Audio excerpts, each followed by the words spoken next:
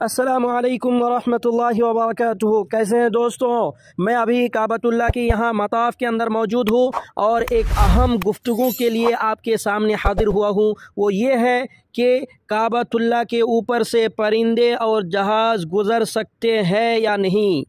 जैसे कि ये बात मशहूर है कि काबतुल्लाह के ऊपर से कोई भी चीज़ गुज़रने की कोशिश करे तो वो जल जाती है। इस बात की हकीकत से कोई वास्ता नहीं है।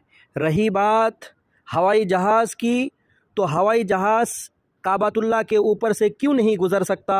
तो लोग कहते हैं कि काबतुल्लाह दुनिया के ज़मीन के सेंटर पर है, इस वजह से वहाँ पे ग्रेविटी का मसला है, तो इस वजह से गुज़र नहीं सकता।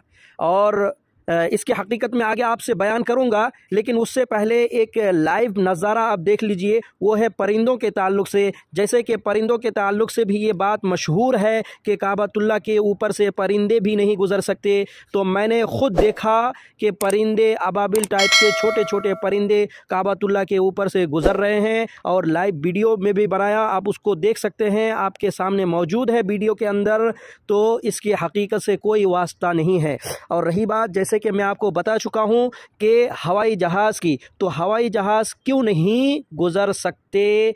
तो उसकी वजह यह है कि सऊदी हुकूमत ने इस जगह को और हरमैन यानी दोनों हरम को, हुदूद हरम को नो फ्लाई जोन में डाल दिया है कि इनके ऊपर से कोई भी जहाज़ परवाज़ नहीं कर सकते।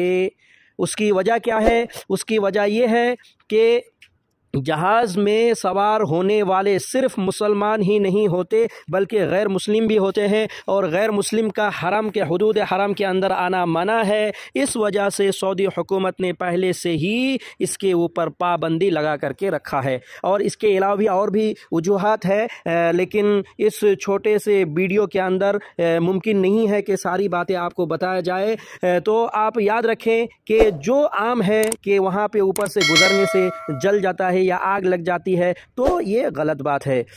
अगर आपको ये वीडियो पसंद आया तो आप चैनल को सब्सक्राइब कीजिए, लाइक कीजिए और अपने दोस्तों तक शेयर कीजिए।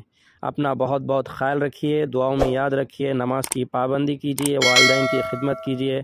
वस्सलामु अलैकुम वरहमतुल्लाहि वबरकातुहू।